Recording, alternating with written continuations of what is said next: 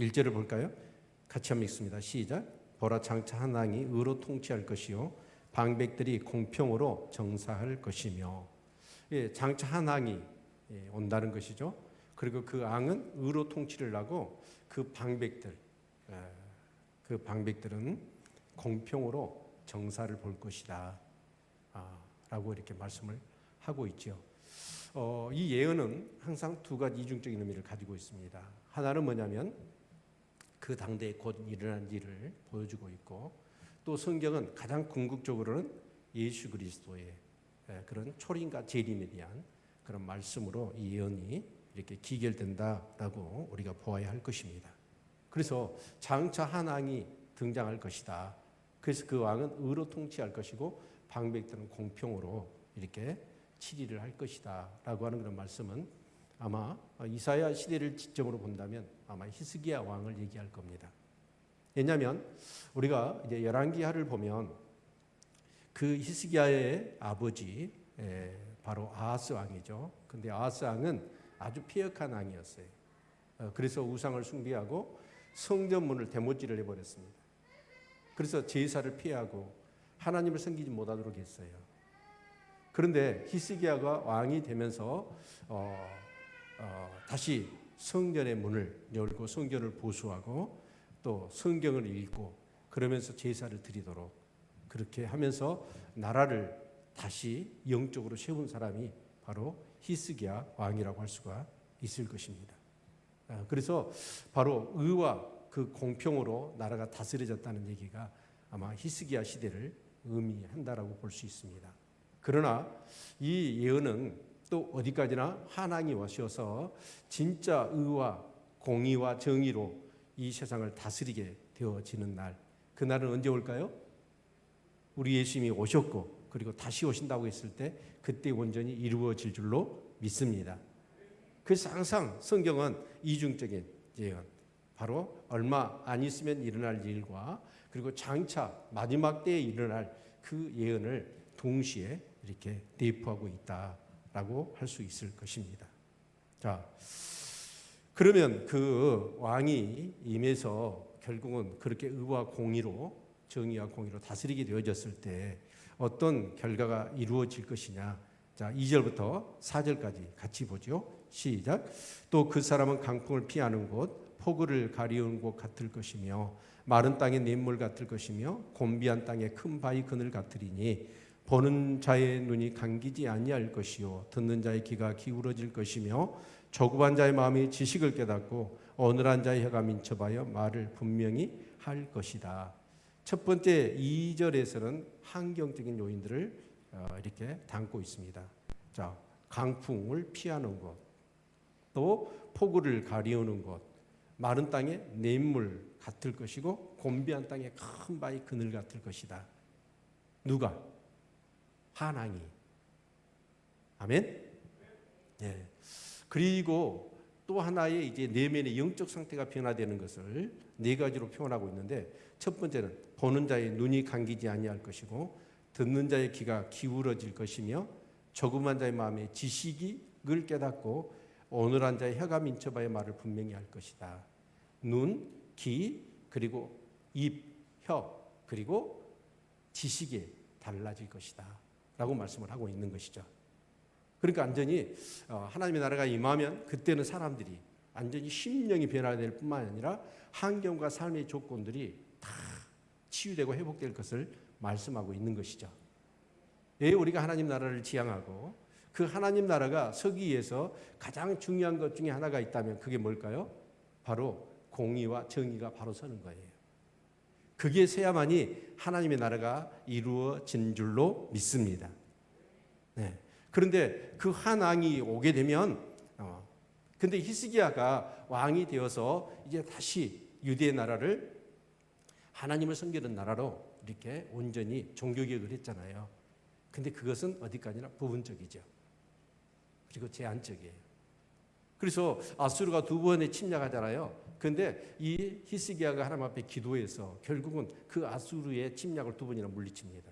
그리고 히스기야도 병이 들어서 죽게 됐잖아요. 그런데 벽을 마주 대하고 하나님 앞에 맞짱을 뜨는 기도를 하지요. 그래서 15년이나 생명을 연장받지요. 그런 놀라운 하나님의 은혜를 체험하고 히스기야는 그렇습니다. 결국은 이 나라를 하나님이 다스리는 나라로 그렇게 온전히 개혁을 시켰어요. 그러나 히스기야도 인간입니다. 연약합니다. 그래서 나중에 이제 아수르하고 잘 이렇게 조공을 바치면서 우리 봐주라 했는데 아수르가 유다를 쳐버리잖아요. 두 번이나. 아수르를 의지했다가 배신을 당한 거죠. 그러니까 이제는 애굽을 의지해요. 여러분 당연히 여러분 이스라엘 백성 하나님의 백성들은 누구를 의지해야 될까요? 하나님을 의지해야 되는데 히스기야도 연약한 인간이었어요. 그래서 정말 그런 연약한 모습이 있었습니다. 그래서 이 안전이 이런 놀라운 어떤 의와 그 공의가 다스려지는 하나님의 나라가 이루어지는 시대는 언제냐면 바로 예수 그리스도께서 다시 오시고 난 다음에 이루어질 바로 천국을 의미한다라고 할 수 있을 것입니다. 아멘. 예. 여기서 우리가 그러면 이 공의와 정의라는 개념을 우리가 한번 잘 이렇게 이해를 해야 될 필요가 있습니다. 그래서 이 공의는 뭐냐면 체데크라는 뜻이거든요. 체데크는 뭐냐면 공의는 한마디로 얘기하면 관계를 얘기해요. 관계. 그래서 하나님과 나와의 관계, 그리고 나와 이웃과의 관계. 그 관계를 잘 뒤틀림이 없고 굽어지는 것이 없이 그 관계가 온전하게. 그러니까 결국 하나님의 마음. 우리 그 양원 갔다 온 친구들이 그런 얘기를 했잖아요. 내 이웃을 내 몸처럼 여긴다. 이게 공의예요. 아멘. 그래서 하나님의 마음이 그렇잖아요. 다른 사람이 어려울 때 똑같이 내 아픔처럼 여겨지는 거예요. 그게 공의가 섰다, 공의롭다라고 얘기하는 것입니다. 아멘. 한 인류학자가요, 이렇게 아프리카 종족들을 이렇게 연구를 하다가 한 번은 그 아이들을 모아놓고 동네에서 아마 학교 운동장 같은 데겠죠. 그런 데서 가자바구니를 이렇게 가자를 잔뜩 넣어놓고 그걸 딱 아이들한테 보여주면서 야 너희들 여기서 이제 달리기를 할 건데 거기서 1등 나면 내가 이 가자를 줄게. 1등 난 자에게 준다고 그런 거예요. 이 인류학자는 뭘 상상을 했을까요?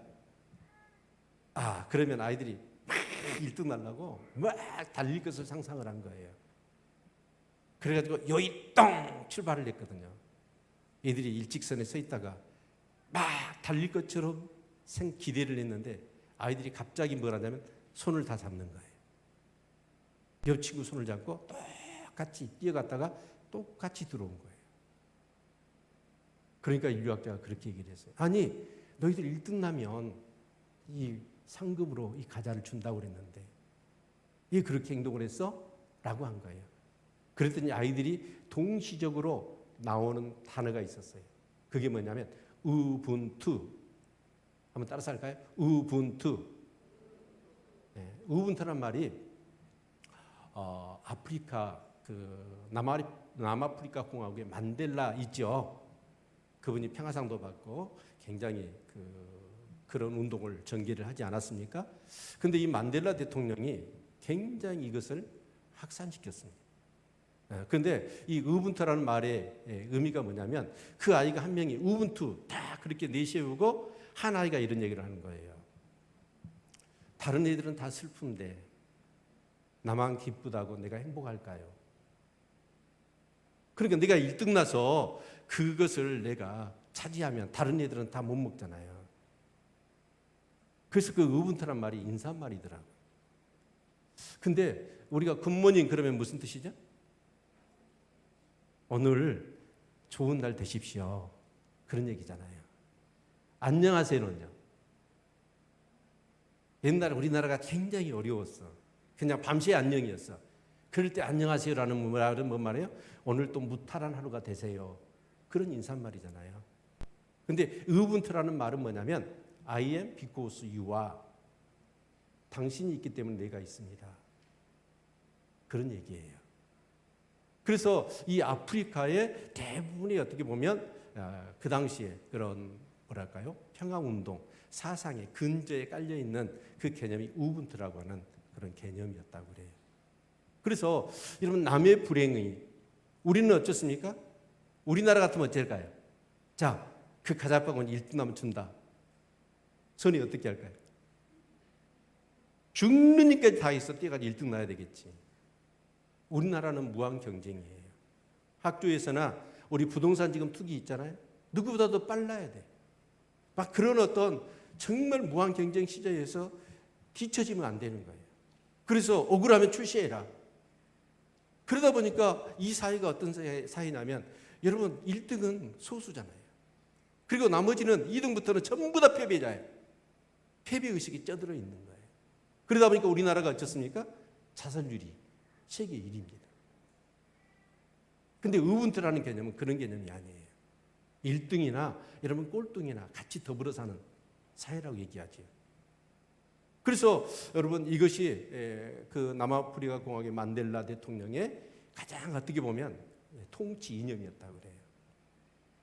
여러분 우리도 우분투 합시다. 근데 그 우분투가 뭐냐면 바로 공의라는 개념이에요. 성경이 얘기하는 공의. 지금 우리가 코로나로 인하여 여러 가지 어려움을 겪고 있지 않습니까? 다시 확산돼서 많은 정말 그런 일상을 다 우리가 빼앗기고 살고 있는데 우리 마음 가운데는 그랬어요. 며칠, 몇 달 지나면 뭐 이렇게 백신 개발되고 여러분 치료제가 개발되어지면 이건 뭐 이제 사라질 것이다. 그런데요, 많은 학자들, 글들, 강의들을 제가 들어보면 그렇게 얘기하지 않습니다. 제레미 리브큰이라고 하는 미국의 그 경제학자가 있습니다. 근데 그분이 써놓은 글 중에 이런 내용이 있더라고요. 1990년대는 이 지구의 땅을 우리 인류가 차지하고 있는 퍼센트가 14%였답니다. 14%. 그런데 2000년대 들어와서 엄청난 그런 자원과 개발을 했어요. 그러다 보니까 우리 인간이 이 지구 땅의 77%를 차지한 거예요. 10년 만에. 그러면 그 땅을 다 빼앗긴 주체가 있을 거 아니에요. 그게 동물들이나 또 벌레 같은 것들이죠. 그런데 그런 개체 수가 줄어들다 보니까 그 개체 안에 들어가 있었던 박테리아나 바이러스들이 어떻게 합니까? 영역이 좁아진 거예요. 그런데 그 애들도 살아야 되지 않겠어요? 살려고 몸부림을 치다 보니까 가장 이 지구상에 넓게 분포된 개체가 누구예요? 인간이에요. 그래서 그 바이러스들이 자기 살려고 몸부림치면서 우리 인간한테 갖다 붙은 거예요. 그게 코로나예요. 그래서 이게 몇 달 지나고 몇 년 지나면 없어질 것이 아니라 이제 어쩌냐면 그 얘들도 어떻게 우리가 같이 공생을 해야 되잖아요.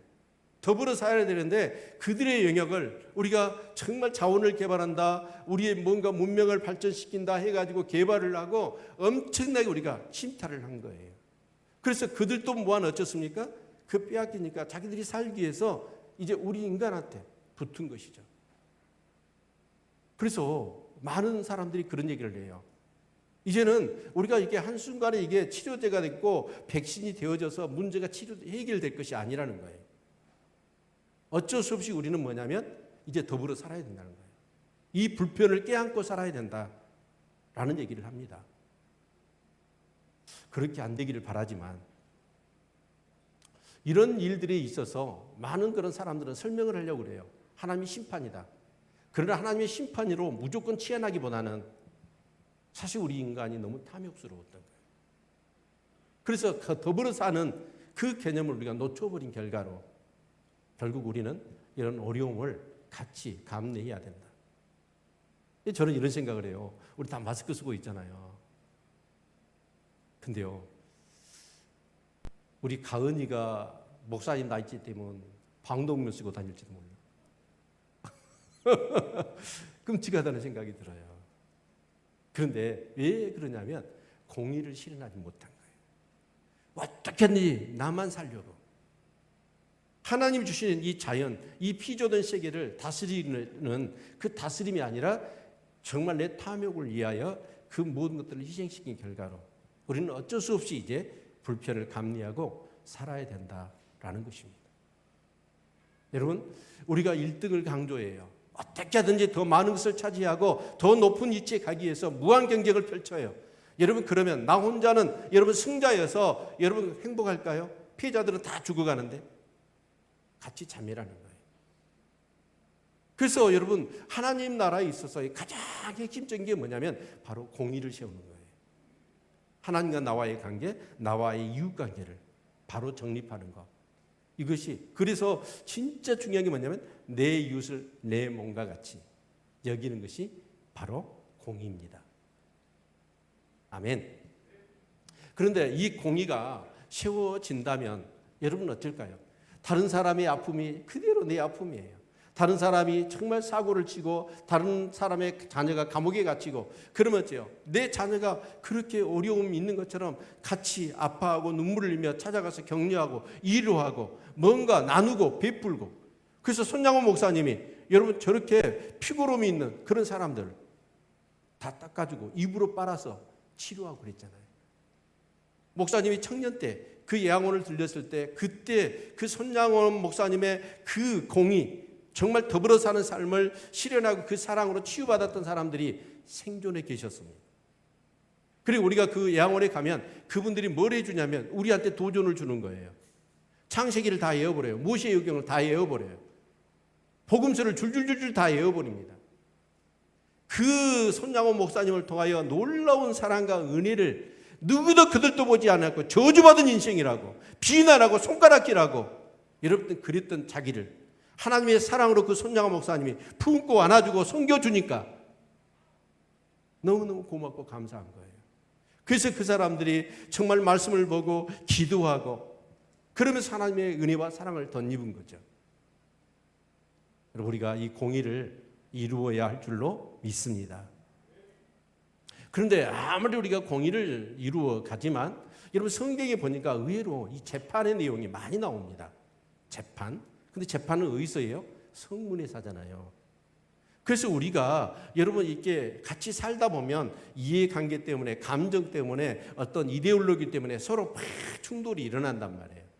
그런데 충돌이 일어나는 것은 문제가 아니에요. 왜냐하면 인간이 살아가면서 그런 문제가 다분히 일어납니다. 자, 그런데 문제는 뭐냐면 그런 문제가 일어났을 때 그것을 정의를 세우기 위해서 뭐가 필요하죠? 재판이 필요하죠. 그 재판을 통해서 여러분 억울한 일이 없도록, 그래서 그 재판이 공정하게 이루어져야 되잖아요. 예모나 그 사람이 가지고 있는 뇌물이나 물질이나 그 권세하고는 상관없이 법이 장악하게 집행이 되어야 되겠죠. 그것이 바로 정의를 구현하는 사회가 되어지는 것입니다. 그런데 여러분 우리가 살아가는 세상은 어떻습니까? 재판이 공정합니까? 여러분 이 법이라는 것이 고무줄처럼 돈 있고 권력 있는 자 앞에는 여러분 이 자가 어째요? 고무줄처럼 작아져 버려요. 그런데 힘없는 사람한테는 고무줄이 쫙 늘어나서 그 모든 것이 다 범법행위가 되어져 버려요. 어떻게 보면 저는 자본주의 사회에서 이 변호사라는 것도요, 그냥 공식적으로 인정되어져 있는 꼭 그런 것은 아니겠지만 뇌물을 받고 죄 있는 사람을 죄 없게 만들어주는 거고 죄 없는 사람을 죄 있게 만드는 그런 것이 아닐까도 생각이 되어져요. 그런 면으로 볼 때 오늘 이 사회는요 너무나 정의롭지가 못한 거예요. 그런데 여러분 정말 하나님 나라 백성들은 어떻게 해야 될까요? 공의가 세워져야 되고 정의가 실현되어져야 합니다. 그래서 그게 뭐예요? 하나님 나라예요. 그래서 예수님은 오셔서 이렇게 말씀합니다. 하나님의 나라는 여기 있다 저기 있다 못한다고 너희 마음속에 있느니라 라고 했을 때 그 하나님 나라는 뭘까요?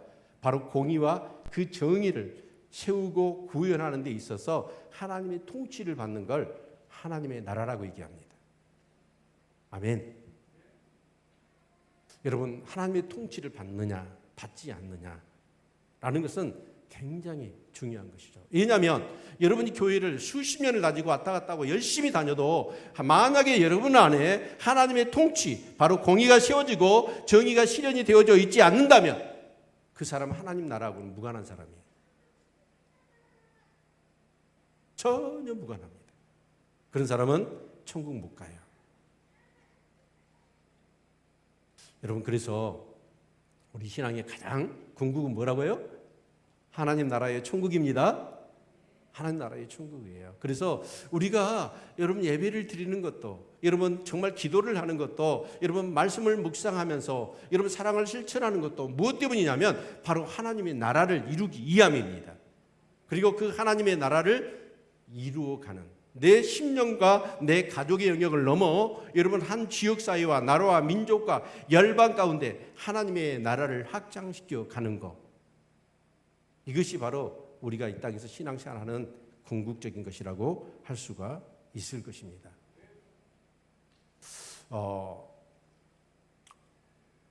특별히 하나님의 나라가 이루어지기 위해서 꼭 필요한 것이 있습니다.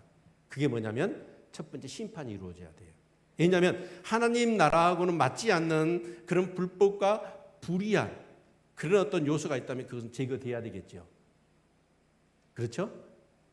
네. 그것이 오늘 본문에 아수르를 통해서 이스라엘 백성들이 심판을 받는다는 것이죠. 근데 그 심판이 임할 건데 사람들이 너 아니란 여자여, 너 없는, 염려 없는 여자여, 이 표현이 5번이나 나오더라고요. 그러니까 심판이 임할 것이라는데도 불구하고 이 사람들은 심판을 생각지도 않고 살아가고 있는 거예요. 그런데 1년 남짓 한 그 시간이 이 이스라엘 유다 백성들한테 남아있는데 그들은 아수르가 그렇게 이제 나라를 침략해서 모든 것을 낭비시킬 건데 그런 어떤 염려나 걱정도 없이 안일하게 지내고 있는 그들의 모습들을 질책하면서 이사야 선지자는 너희들이 지금 이 시기가 어느 시기인 줄 아느냐? 깨어 있으라, 애통해라 라고 권면하고 있는 것입니다. 그리고 그 아수르를 통해서 모든 것이 심판된 다음에, 자, 우리 15절 같이 한번 읽어볼까요? 같이 읽겠습니다. 시작. 필경은 위에서부터 성신을 우리에게 부어주시리니 강야가 아름다운 밭이 되며 아름다운 밭을 삼림으로 여기게 되리라. 여러분, 필경은 위에서부터 뭐가요? 성신이 임한다는 거예요. 여러분, 하나님의 나라를 이루기 위해서 첫 번째는 심판이 이루어져야 되고, 두 번째, 우리로 얘기하면 회개지요. 회개가 이루어져야 되고, 또 하나는 뭐냐면 성령이 임해야 될 줄로 믿습니다. 그래서 성령이, 그래서 예수님이 이 땅에 오셔서 여러분 우리의 죄를, 저주를 위해서 십자가에 죽으셨죠. 그리고 그 사실을 우리가 믿으면 우리 죄와 저주가 다 용서받은 줄로 믿습니다. 그리고 예수님은 부활 승천하셔서 우리에게 성령님을 보내주신 거지요. 그래서 저와 여러분이 예수를 믿고 회개함으로 인하여 성령을 선물로 받은 거 아니겠어요? 그래서 성령이 저와 여러분 안에 와 계십니다. 그리고 그 성령님은 어떻게 하실까요? 말씀을 통해서 우리를 다스리십니다. 아멘. 그러면서 그 하나님의 말씀을 따라 성령이 우리를 다스릴 때 그때 우리가 그 통치를 받아들이면 우리 안에 하나님 나라가 임하는 것이죠. 아멘.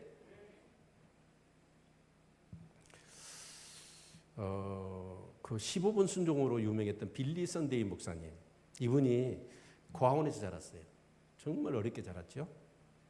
그런데 14세가 되던 해에 이제 그 옛날 학교에서 뭘 했냐면 이렇게 그 난로를 피우잖아요, 겨울에. 그러면 이제 이 아르바이트식으로 난로를 피는, 교실마다 다니면서. 그러면 한 달에 얼마를 받았냐면 $25를 줬어요, 학교에서.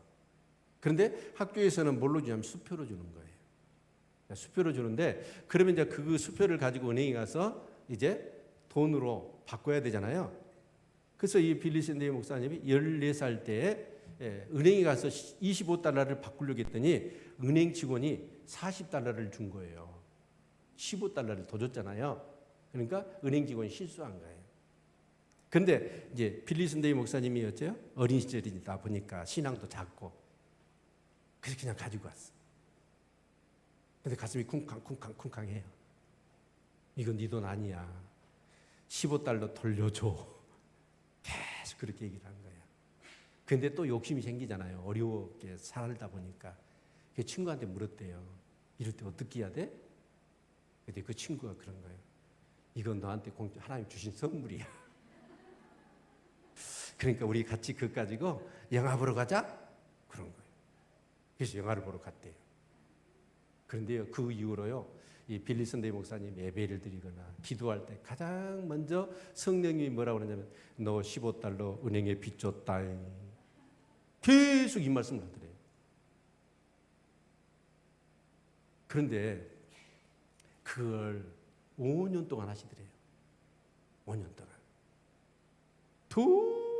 도저히 감당할 수가 없어서 찾아가기는 뭐하고 편지를 썼대요.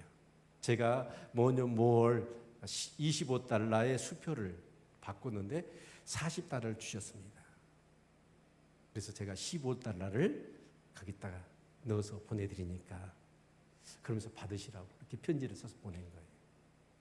그리고 나서 기도를 했더니 소자야 내 제사함을 받았는지라 성령님이 그렇게 말씀을 하시더래요. 여러분 하나님의 통치 성령님은 진짜 여러분 안에 살아계시거든요. 살아계신 우리를 통치하셔요. 우리가 잘못된 짓을 하잖아요. 죄를 짓잖아요. 그러면 성령님은 계속해서 말씀을 하셔. 언제까지? 그 죄를 회개하고 돌이킬 때까지. 아멘.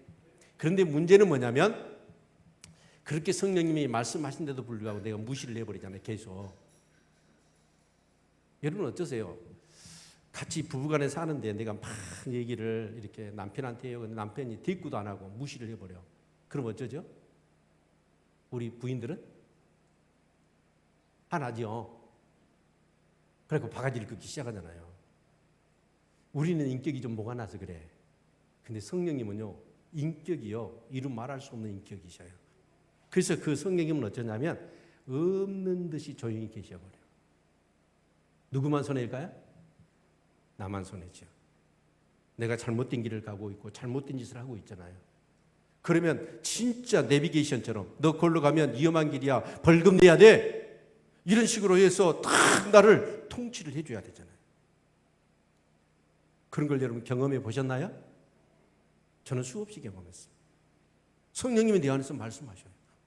이 길이 정론이 이 일로 행해라 라는 말씀들을 성령님이 내 안에서 막 주시는 거예요. 근데 그렇게 성령님의 인도를 따라 행해보면 그 길은 하평과 평강과 가장 안전한 길이더라고요. 큰 바위가 그늘이 되어주기도 하고 폭풍물을 가로막아주기도 하고 때로는 정말 목마른 산 가운데 생수 같은 은혜를 우리에게 주시기도 하시죠. 바로 하나님의 통치가 내 안에 이루어져야 하는 것. 이것이 우리 신앙생활에 너무나 중요한 것이라고 할 수 있을 것입니다. 아멘. 여러분 교회를 다니고 예배를 드리는 거 무지 중요하죠. 그런데 제가 볼 때는 그렇습니다. 이 코로나 바이러스가 이제 우리가 이렇게 이 대면 예배에 어떻게 보면 어려워질지도 몰라요. 전체적인 그런 사역들이 앞으로는 이제 뭔가 코페르니쿠스적인 전환이라고 그러죠. 여러분 지금까지는 천동설이었어. 해가 움직인다고 그랬어. 근데 지동설로 바뀌면서 생각을 전환을 시켜야 되잖아요. 지금 이 시기가 그런 시기라고 봐요. 뭔가 우리의 생각의 전환이 없으면 이제 생존하기도 어렵고 여러분 정말 너무나 불편한 그런 시대가 되어진 것이라고 보아야 합니다. 특히 저는요, 칼럼에 따도 제가 그런 글을 적어 놓았습니다. 우리 교회의 생명은 뭘까요? 거룩입니다. 아멘? 거룩은 뭐냐면 세상과 다르다는 거예요. 그런데 이 개념을요, 모든 회사들도요, 치열하게 하고 있더라고요. 여러분, 대형 마트에 가보면 한 물건이 4만 개 있대요. 4만 개 있는데 그 4만 개 중에서 그 소비자들한테 계속해서 애용을 받는 물품은 150개잖아요. 그러면 38,850개는 장식용입니다. 근데 그 사람들이 계속해서 그 150개 품목을 여러분 사가는 이유가 뭐냐면 바로 차별화에 성공했다는 거예요. 여러분 라면을 고르라 하더라도 그렇죠? 라면 종류가 너무 많아가지고 뭘 고를지를 몰라. 그런데 사람들이 어쩌냐면 가성비가 높아야 되고 뭔가 뚜렷한 소비자의 취향에 맞는 차별화를 줄 때 그 상품은 결국 사람들한테 애용을 그리고 그 회사는 뭐예요? 살아남는 거예요. 근데 그렇지 못한 상품들이나 회사는 다 도태되고 만다는 것입니다. 그래서 여러분 정말 회사나 상품이나 모든 것들을 차별화시켜서 어떻게 하든 사람들이 눈에 띄고 사람들이 애용할 수 있도록 그 전략을 쓰고 있다고 그러잖아요. 근데 그게 성경적인 개념이에요. 여러분 교회는 어떤 곳입니까? 거룩한 곳입니다. 이것을 생명으로 여기는 거예요. 그 교회가 거룩한 성성을 놓쳐버리면 교회는 세속화 되어지고 세상과 똑같아져 버리는 거예요. 그래서 여러분 아무리 코로나가 여러분 정말 들끓고 이 사회가 앞으로 그럴 겁니다. 코로나뿐만 아니라 기후나 환경은 급격하게 그 질서를 잃어버렸습니다. 어려워질 겁니다. 그럼에도 불구하고 사람들의 생각에 그래도 교회 가면 안전해. 그래도 교회 가면 뭔가 얻을 수 있어 라고 하는 뭔가 피난처가 돼야 되고 구원의 방주가 되어야 되고 그것을 위해서 교회는 뭔가 이 세상과는 다른 차별화된 그 거룩한 성성이 있어야 되거든요. 그런데 오늘 교회는 뭐냐면 그 거룩한 성성을 잊어버렸습니다.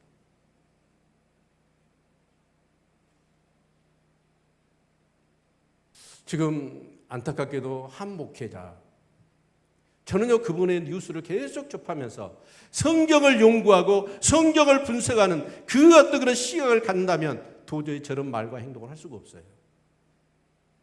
성경을 잘못 본 겁니다. 그런데 우리 교회사 그런 한 3달 제가 계속 강의했잖아요.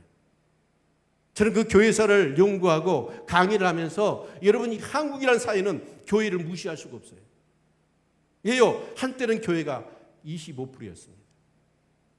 그래서 정치하는 사람들이 어쩌냐면 교회를 무시할 수가 없고 교회를 이용했고 교회는 그런 어떤 정치권과 손을 잡아서 서로 상부상조했던 거예요. 그러면서 교회는 뭘 했냐면 급속하게 세속화되기 시작한 거예요.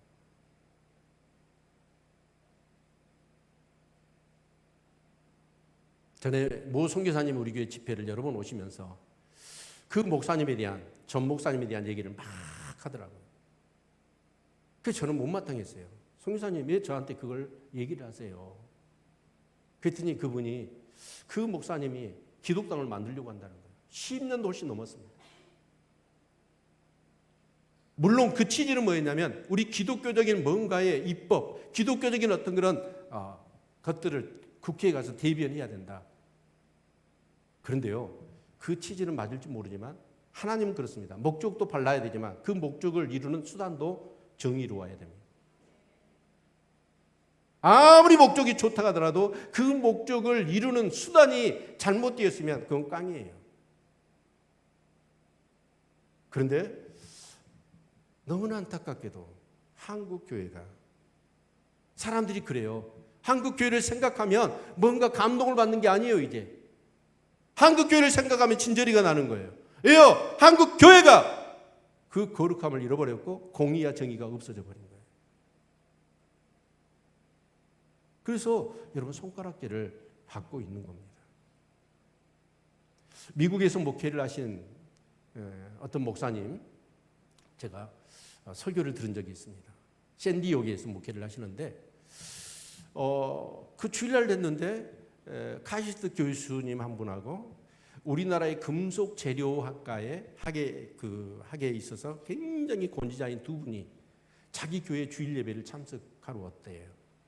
그래서 이제 예배 끝나고 나서 차를 마시면서 얘기를 해봤더니 자기 친구가 왜냐하면 금속 재료학과에 굉장히 유명한 자기 친구가 있거든요. 물어봤더니 알더래요.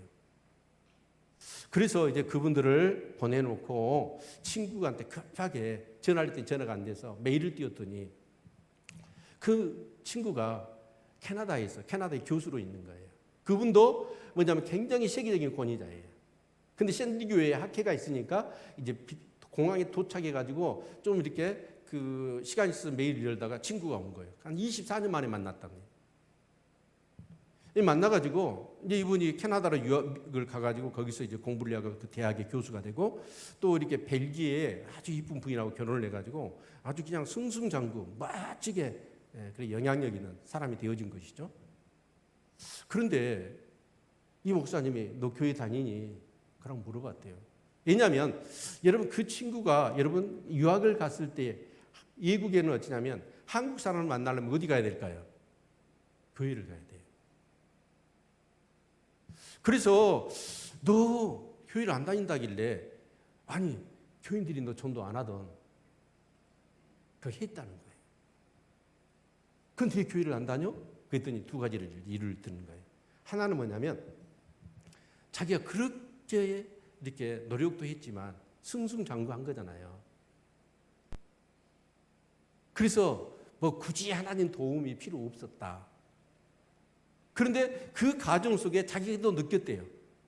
보이지 않는 손이 자기를 삶을 움직이고 있다는 것을 느꼈답니다, 이분이. 그래서 교인들이 교회에 가자고 했을 때 마음도 좀 내켰대요. 근데 언제 마음이 딱 닫아지냐면 교인들의 모습을 볼 때. 전혀 교인들이. 그래서 그 캐나다 토론토에 본인이 청년 때 한인교회는 두 곳밖에 없었대요. 근데 지금은 그 토론토에 한인교회가 10서너 개가 된. 근데 한인은 불어나지 않았어요. 교회가 붕했냐? 아니에요. 교회가 서로 싸우고 분열하고 싸우고 분열해서 두 개가 13개가 된 겁니다. 이런 모습 보면서 이 교수님이 그런 얘기를 해요. 감동이 안 생기더라. 교인들을 보면. 그러면서 데려 이 친구 목사한테 설교를 하더래요. 너 그런 목사 되면 안 돼.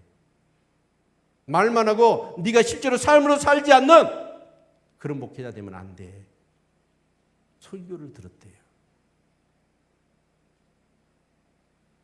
여러분 진짜 우리 오늘 교회가 우리 크리스찬들이 공의와 정의가 사라져버렸어요. 거룩이라는 개념 자체를 없어요. 그러다 보니까 여러분 우리가 당연히 이 땅에서 예수를 믿고 누려야 될 것 우리 한번 볼까요? 아까도 얘기했지만 여러분 정말 그 강풍을 폭풍을 막아주고 정말 그 메마른 어떤 그런 상황 속에서 샘물을 제공받고 그 떼약 밑에서 그늘이 되어지는 그런 정말 그 주님의 어떤 도우심과 인도하심. 그러면서 우리 15절 같이 한번 볼까요? 15절부터 우리 17절까지 같이 한번 읽겠습니다. 시작. 필경은 예수부터 성신을 우리에게 부어주시리니 강야가 아름다운 밭이 되며 아름다운 밭을 삼림으로 여기게 되리라. 그때의 공평이 강야에 거하며 의가 아름다운 밭이 있으리니 의의 공효는 화평이요 의의 결과는 영원한 평안과 안전이라. 아멘. 여러분 의의 공효 결실을 얘기하죠. 의의 결실은 뭐냐면 화평이래요. 그리고 의의 결과는 영원한 평안과 안식이라고 얘기합니다. 아멘. 네, 한 가지만 더 우리가 생각해 보죠. 자, 하나님 나라와 천국은 여러분 어떻게 구분을 지을 수 있겠습니까? 하나님 나라와 천국. 물론 동일한 개념으로 얘기하기도 합니다. 그러나 약간의 차이도 있는 것은 사실인 것 같아요.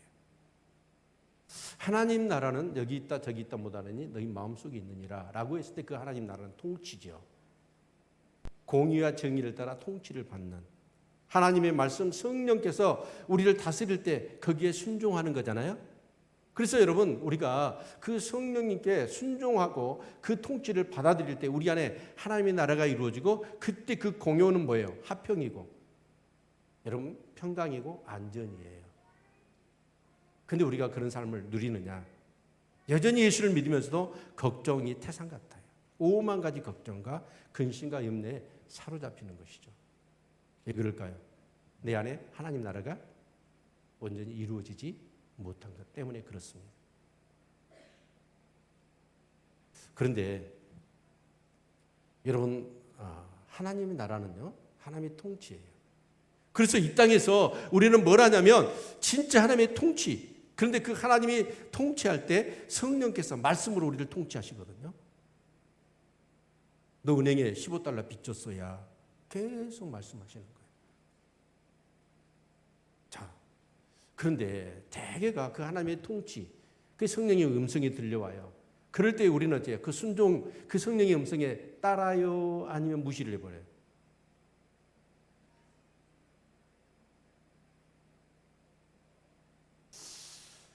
대부분 내 안에서 하나님의 음성이 들려왔을 때 거기에 내 생각이 반발을 해요. 그것은 우리가 포스트 인카운터에서 홍과 육기, 영에 대해서 치열하게 반발하는 것. 그래서 내 마음은 여러분 치열한 전쟁터라는 책을 우리가 같이 읽어봤잖아요. 그래서 예수님은 제자들한테 너희들이 나를 따르려거든 십자가를 지고 자기를 부인하고 나를 쫓아야 된다라고 말씀합니다.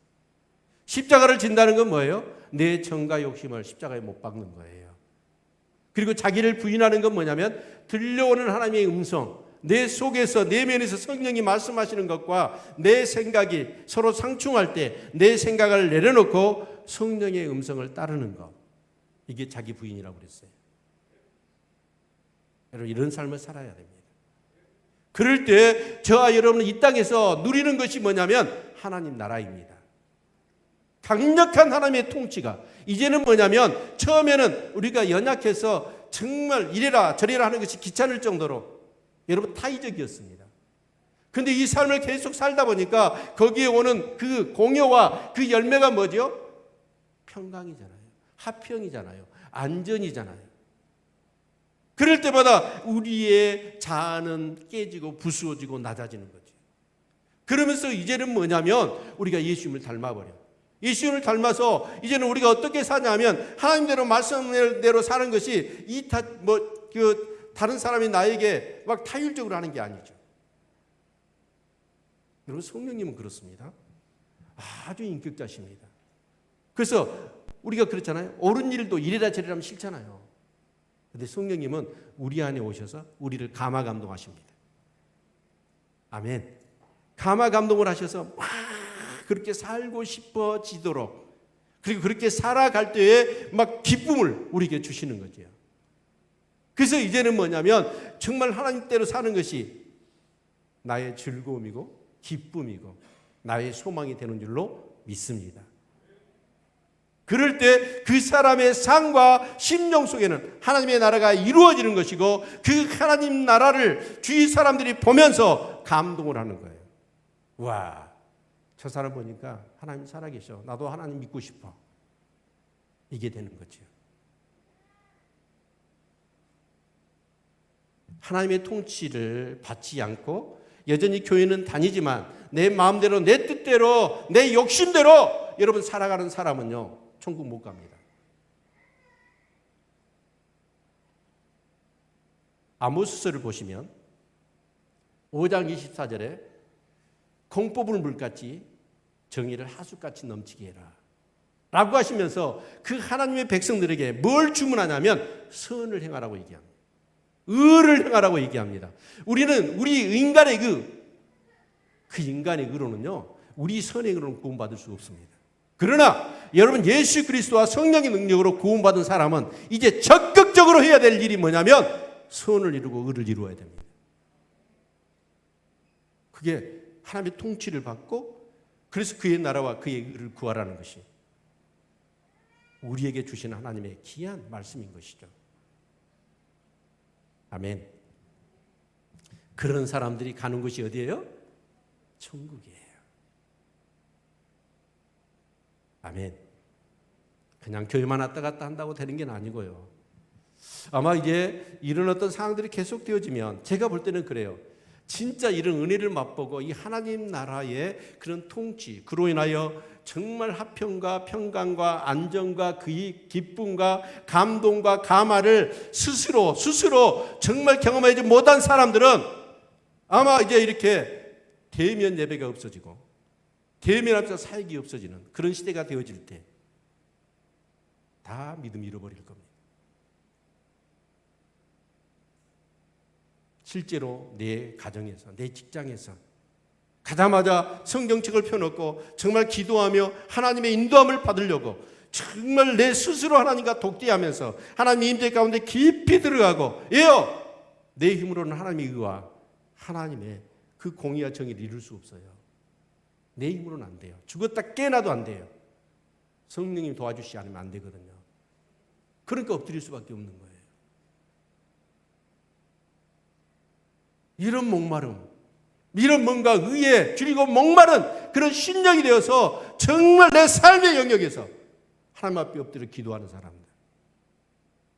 그런 사람들이 마지막에 이사야에서 계속 강조하고 있는 남은 자예요. 여러분 그런 자들이 되시기를 주의 이름으로 축원을 드립니다. 여러분 누구 얘기 들을 필요 없어요. 이제 누구 얘기 여러분 듣습니까? 누구 얘기 듣고 내 삶을, 내 운명을 거기다 걸겠어요?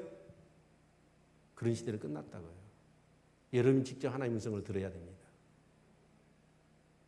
하나님을 여러분 직접 대면하는 삶을 사셔야 된다는 얘기입니다. 그게 안 된 사람은 팍팍팍 쓰러지고 하나님을 부인하고 배도하고 하나님을 떠나게 될 겁니다. 저는 이곳에 계신 우리 모든 성도님들이 다 죽어서 갈 천국을 이 땅에서 경험하는 역사가 있기를 바랍니다. 아멘. 네. 우리 마지막 절 한번 읽지요. 그리고 마치겠습니다. 같이 읽습니다. 시작. 모든 물가에 씨를 뿌리고 소와 나귀를 그리로 모는 너희는 복이 있느니라. 모든 물가에 씨를 뿌리고, 이 물이 뭐예요? 하나님의 말씀이고 하나님의 은혜인 줄로 믿습니다. 아멘. 자꾸 하나님 말씀으로 하나님의 은혜를 받는 일에 여러분 그렇게 모으는 자가 복이 있다는 거예요. 그런 자가 시대를 이겨내고 근심과 염려를 이겨내고 여러분